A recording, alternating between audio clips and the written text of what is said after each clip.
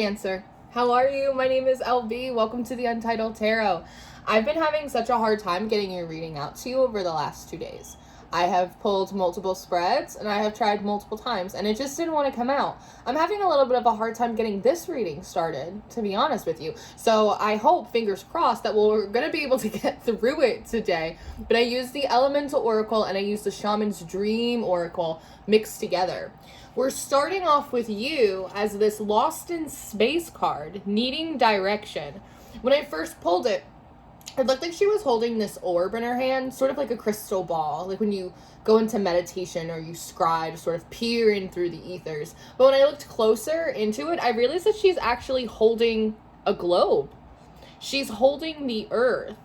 And you're a water sign, but if you notice here, it's like you're kind of up in these higher air realms. You have all of these feathers. It's like you are a water sign, but throughout, whatever's been going on in your process, it's like you are now of air. You've become of air, and there's a separation here. And maybe that's why you're staring at the earth, that you've gone up so high into your consciousness, that you've been working with so many ideas and philosophies and, you know, all of this stuff, that it's like there's something about the connection. Just like the past few days, like I had a hard time connecting the story to the video, right? The message to the audience that needs the message, that there is something here. It's like, in a way, you've accomplished some great sort of spiritual feats, but now it's like you sort of don't feel human anymore. You're having a hard time integrating back into life, back into connection, or back into relationships. Spirit of the River comes up next. Movement toward adventure.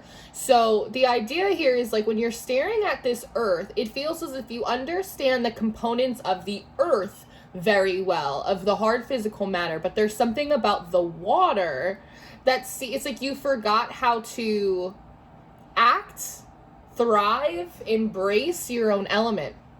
So when I see you peering at this earth, I actually feel like this spirit of the river is actually other people. There's a sense of fascination here. I wonder if there have been people around you or online or that you've been witnessing, and it seems like they are so well acquainted with this water energy. It's as if they just kind of flow. It's these people that you're seeing, and they just sort of flow from thing to thing, and it's like they're really tapped into their creativity and their intuition and like their personal expression, and there's something here that like they do it without shame. You may be seeing a lot of these people that are just so deeply themselves. They're so sensitive, they're emotional, they're intuitive, they're creative, and it's like they have no shame about it. You know, you as a crab, you are this water creature, but you do have this exoskeleton. So there's always this idea that you never want people to know just how sensitive or soft you really are underneath that hard shell. But these people don't have that. They're like, look at me in all of my soft, mutable glory. Look how creative I am. It's this feeling of, you know, like they're not attached to anything in a big way. And that allows them to kind of just be this sort of creative force in the world. Like, it just seems like I'm hearing jump for joy. Like, these are the type of people that jump for joy. They're really tapped into the inner child energy. And there's something about that, Cancer, that feels so attractive to you. It's like, to not be of air, to, you know, these spiritual lessons. What if, like, it just didn't matter? And I just allowed myself shamelessly to just be sensitive or creative or flowy, or how nice would that be? And it's sort of this, I see you going back and forth in your mind. It's like, but I am water, and like I should be able to do that, but I have such a hard time, right? It's like you're this cardinal sign with this exoskeleton. It's like I should kind of be grandfathered into this energy. I should understand how it works, but just for some reason you don't. You're having a difficult time, and that almost adds to the curiosity, adds to the fascination, because as you peer into the water, it's like you just see the snow. That's the difference. It's like other people tap into this water energy and they are just grooving, baby. They are just grooving. But you tap into the water energy, and all of a sudden it becomes hard, and it becomes cold, and it becomes fixed. It's something that's really difficult to kind of weed your way through, and there's something about that like doesn't quite make sense to you. It may even be kind of frustrating, and perhaps that's the area where you're needing direction. Now, in the hand comes up next. The universe is your partner, and I just think it's kind of perfect. Directly underneath you holding this earth, like the universe is holding you as you're trying to sit here and hold this earth. And the cactus, the horned cactus, comes up next. Resourcefulness. And so there's a message here, Cancer, that you in very many ways are a lot like a cactus. Kind of hard, maybe a little defensive, maybe a little prickly on the outside. But if you crack that baby open, it's full of water. And the thing is that cactuses live in like very dry and arid climates, right? Again, you kind of up here with all of these feathers, but it always finds a way to hold on to the water that it has. And so maybe that's part of it, of unlocking that for you, Cancer, is the recognition that perhaps you've been in a lot of spaces and places and with a lot of people that weren't really giving you an abundance of water. It was very dry, maybe even suffocating. And so you had to hold on to all of your emotional resources, because if you didn't, they would dry up too, and then you'd kind of be left with nothing. But much like the cactus, these cactuses live for a really long time. You go to like Sedona and they have these huge cactuses that live for like 200 years. It's, you know, it's like this water that you have, it's always there. It's harder to crack into sometimes than others, but like it is always there for you, Cancer. It can be retrieved. You can return, or maybe for the first time in your life, enter a space where you too can be a part of the spirit of the river. Now, the funny thing with this card says resourcefulness. So the funny thing about this message too, I know there's normally like a beep, but now there's like a second louder beep, and I don't know how to fix it. I don't know where it's coming from. I know it might be distracting to you. It's a little distracting to me, honestly, but I don't know where it's coming from. I can't reach it. I cannot help it. I just want to say it because I think this might be a fixture for a period of time. I just want you to let you know that I'm sorry about that extra beeping. I cannot fix it and I cannot help it. And I'm very sorry. And like maybe that's a message for you too, Cancer, right? It's like you're sensitive and you're deep and you have all of these things. And it's like you don't need to fix it. That like it's okay if it's distracting or anything like that to anyone else. Well, that's kind of their problem.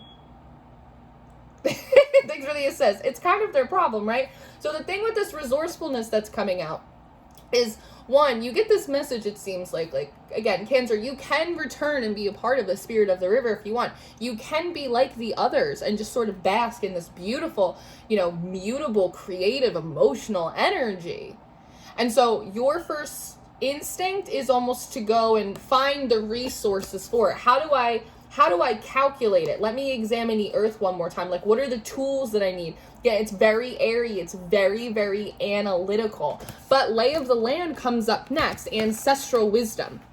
And so what seems to be coming forward through your analysis of this is Cancer, to reconnect to the spirit of water, to become more mutable in a way, to tap into this energy. It is not something that can be conceptualized. It's something that can only be experienced, right? It's something that can only be experienced. If you want to be like the spirit of the river, movement towards adventure, you too must be in movement and not research or study mode. You have to be hands-on. You have to be there physically to get a lay of the land. You can't be outside of it trying to study it. You must be within it in order to, Dust Devil, move out of stagnation. And both of these cards are very dark. And so there's also something here about the fact that this is a process that it feels like it wants to be done privately. The idea of privacy, going through your journey or experiences privately, was a very big theme in Taurus's reading that I had done a few days ago. And that seems to be an important theme here as well. And so I'm wondering if this is part of like a bigger collective message about people becoming a little bit more private and personal about their spiritual practices and their journeys. It's with social media these days, and just the way the world is, we're all kind of these chronic overshares because we lack connection and intimacy with one another. So we try and create it by oversharing. And then we overshare, and then we feel very vulnerable because so much of our lives and our business and our practices are sort of out there. Does that make sense? So there's something about that in this reading as well. And it's because of this Dust Devil. There's an idea here of like making a mess. This dust devil is making a mess. And like, how nice would it be, Cancer, if you allowed yourself to reconnect to this energy, to make a mess, to be hands-on and really messy with it, so that way you can figure out how it ebbs and flows for you, but outside of private eyes. They keep saying public consumption.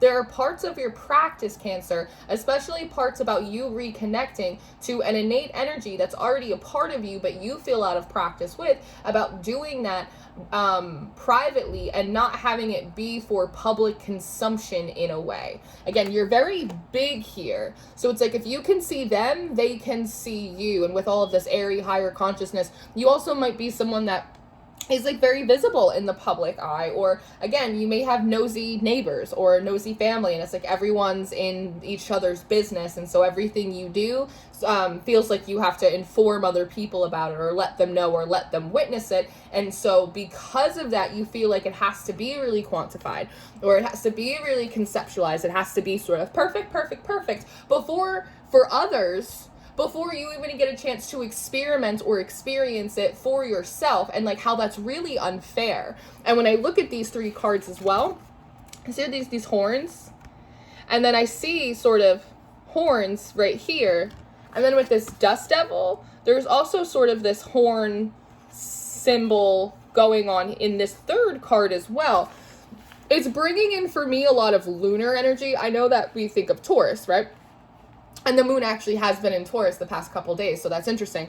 But there is sort of this lunar energy that, Cancer, you don't always have to be in the sun. You don't always have to have everything kind of set up for public consumption for other people. You can go through this. You can workshop it. You can be messy with it. It can be imperfect. You can trial and error it privately, for yourself, for the sake of yourself, and not for the sake of other people. Right? You can move out of the sun, and you can kind of move to the dark side of your moon. You are the moon in the traditional tarot, so you can absolutely do that. Even here, it's like this bright orb sun coming out of nowhere. It's like you can step out of the sunlight for a moment if you choose, and instead decide to play in the shade. The equator comes up next, right? And we see sort of the duality in the tones of these women. And it's the woman with the darker tone that seems to be pointing in the direction, right? The shadow will show you where the need is. And the moon comes up next, and her hair is covering her eyes, right? And so there's something kind of beautiful about this as well, about having like this very intimate moment where you're recognizing a desire to shift into a new emotional space, or interact with life in a new way, or re-interact or connect with life for the first time in a long time, and allowing it to not have a purpose other than the fact that you want to. It doesn't have to be for public consumption. It doesn't have to be for prying eyes. It doesn't have to be of service to anyone. You can just do it because you want to. And maybe that's part of this emphasis on making it super personal and super private, because once you, and I say this to my students all the time, that, you know, my readings are my readings. This is the essence of who I am in my personal art and expression. But as soon as I click public, and this video goes off in the greater YouTube realm, it's no longer mine. It becomes public property, right? And so there is something about that everything you have, right? And maybe going back to, again, that cactus with limited amounts of water, that every time you have something, Cancer, and other people can see it, all of a sudden it becomes theirs, or they take ownership of it. It becomes for public consumption, and it's not yours anymore. And it's important that if this is the energy that you step into, that it's not for anyone else.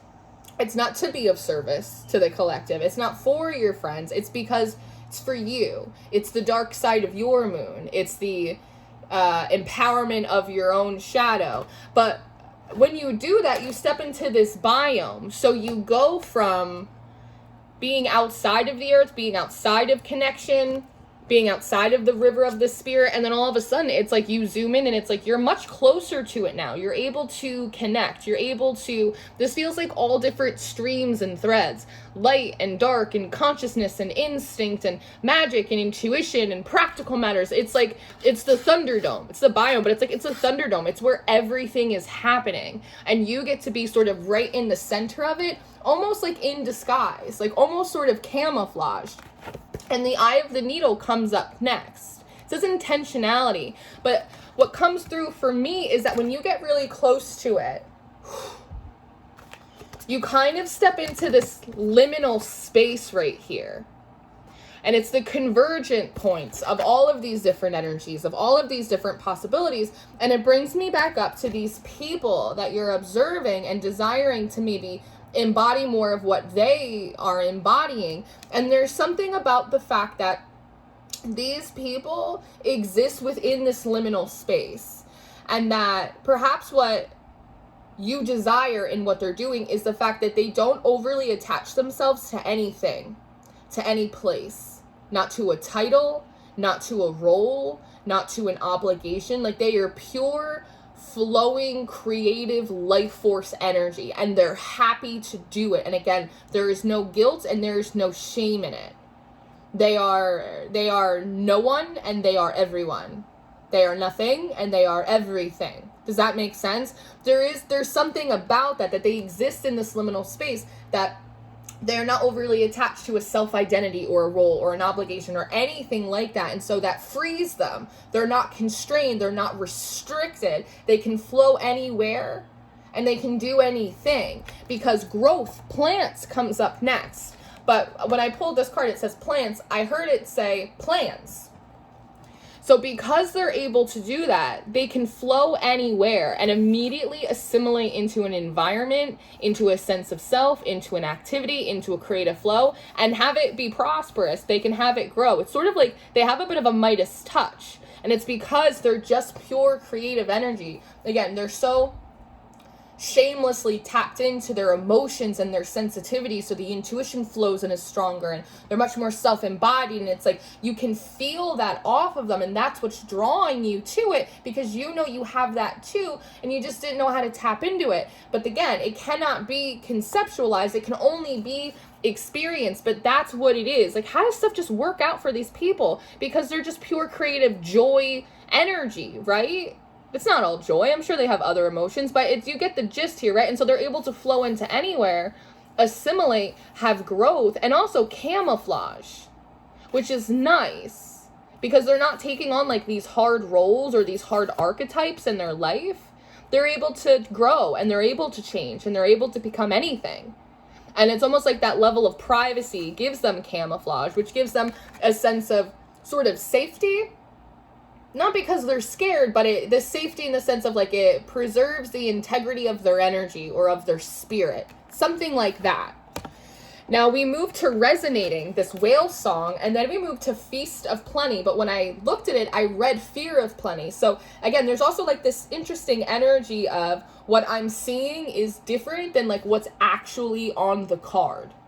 And that could be really symbolic of like what you see you have to do is very different than like what you actually need to do, right? Again, kind of going back to the beginning, I think I mentioned it in the beginning, about like not making things like harder or more complicated for yourself than they actually have to be. But it says resonating, and it says feast of plenty. And see this whale in this bubble? There's sort of this disturbance like here on the side, and there are these little swords here. It's kind of like this bursting your bubble type of energy. And this actually is the orb or the crystal ball that I thought you were looking into in the beginning of the reading. And so there's something here about the fact that being in liminal space, not really being attached to a name or an identity or a role or any of this stuff, it actually gives you anxiety. Something about it kind of bursts your bubble. Because this says choices and their consequences. This may go back into this cactus spirit about safety. That throughout your life, you knew that if this is the role I do, then these are the rules I live by. And if I follow those rules, so then I will be safe. If this is what I do, or if this is who I am. And it feels like that shifted so many times when you were a kid, to when you were an adult, to when you entered your spiritual journey. But it's like, it's always you putting on these archetypes. It's always you stepping into this role, stepping into this identity, and there are rules and there are consequences and there's also rewards for it. And it's like that calculation makes you feel very comfortable and safe. So even though this is the energy that you want to be in, the idea of living in that liminal space and not being attached to anything gives you a bit of anxiety, because then how am I supposed to properly calculate like the risk or the danger in what I'm doing, right? So when that happens, Cancer, you move into this winter's, I just jumped a whole row. Oh, interesting. Hold for a second. We're gonna get back to that. I was like, I just jumped a whole row. It gives you anxiety. Fire comes up next, right? So it's this idea of being really limitless and like being kind of uncontained or big, just full of this life force energy. But you have crown games that comes up next. Right use of power. And again, it's the idea of I'm going to step into this liminal space. I'm going to step into life force energy, or I'm really just going to flow and allow the wherever I want to go to lead me. But then there is a fear here of, again, consequences. Like, what if I take on the wrong thing? Or what if I become the wrong thing? Or what if I step into this role? Or what if I'm dangerous? Or what if I, do something to hurt myself? Or I have, consequences I wasn't expecting. And so with this crown games, it's like you put the lid on it. You're like, nope. I don't want to risk it. I don't want to risk it. I don't want to do that. That feels too uncontrollable. I am too uncontrollable. That's why I have this exoskeleton. That's why I have this shame to kind of keep me in line, right? And so when that happens, you step into this winter's dream. And so it's like you put it all on hold. It's the feeling of, there are several times where you get very close to this. I am the I am. I am more than my job. I am more than my name. I am more than just this role. This is not who I am. This is, right? It's like you get so close to almost like a full moment of just like, right? Spirit of the river, movement of adventure. And like right before you take that jump, you get kind of stage fright. And so you put a lid on it. You put a cap on it. You put it on ice. You freeze it, right? And that's the snow. And that's why you look forward to this spirit of the river and you go, I know I have this. I just don't know how to tap into it. You do, but you tap into it by tapping into it, by allowing it to overtake you, right? Like this energy overtakes them and brings them wherever their desires are kind of pulling them. And that's part of the luck. Like that's part of the magic here. That's part of the secret sauce. But you put a cap on it and you freeze it over. So that's why when you look at that energy in terms of how it manifests in your life, it manifests as snow as opposed to flowing water, right? And then you have this net catcher. Preparations come to fruition. And I feel like this is almost like your spirit team or your higher self. They have this net, right? Kind of ready and waiting for you, that when you jump into this water, again, very unashamed, tapping into this sensitivity or this creativity or all of that, they have these nets ready for you to kind of pull in whatever it is that you want. I hear you saying, but what about what I need? Yeah, you're what you need, but also what you want. What you want just because you want it, right? That's why these people are able to flow anywhere, and it's just abundant. It just works out. Midas touch. Just got some kind of luck about them. It's like they're ready and waiting for you. It's like they have the nets when you jump in to go and like start pulling in plenty for you, right? The things that you would find desirable or enjoyable or pleasurable for you. But here you are sitting in this root girl, sort of disowned, right? It's like all of this fire that was not released. It reminds me of the magician, how the magician is a conduit to the divine. He has that wand in his hand. He's channeling all of this life force energy, and he allows it to consume him as part of his being, and then he channels it out the other side of him into the practical world. But when we have all of these feelings or these impulses or these inspirations or these things, and we don't act on them, we don't allow ourselves to embrace them or move forward that spirit of adventure, all of that energy, it is nowhere else to go. So that fire never gets expressed, right? Because maybe you're afraid of expressing it in the wrong way in the outside world, and then people are going to see that. Instead, it gets suppressed and it ends up burning you up from the inside out. So in that aspect, you're right. Releasing this energy or stepping into it actually is dangerous. But it's only dangerous if you don't fully express it and step into it. When you tap into it and you don't do anything with it, and then you go and put it on ice or submerge it, you suppress it and it burns you up from the inside out. Whereas if you were to actually allow yourself to jump into that river, you end up sitting in the stars in the sky, limitless possibilities.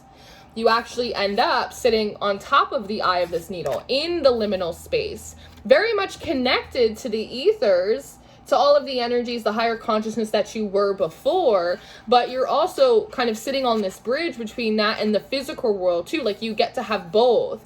This character here, it's like they have no sex or gender. It's like they have no name. They don't have a role. It's like they're all so much more than the costumes, right? And it leaves them so much open to possibility, to overflow, overwhelm, and plenty, right? And so as you do this, Cancer, the snow starts to melt, and maybe that's part of this like release of the fire, because it's going to melt this sort of metaphorical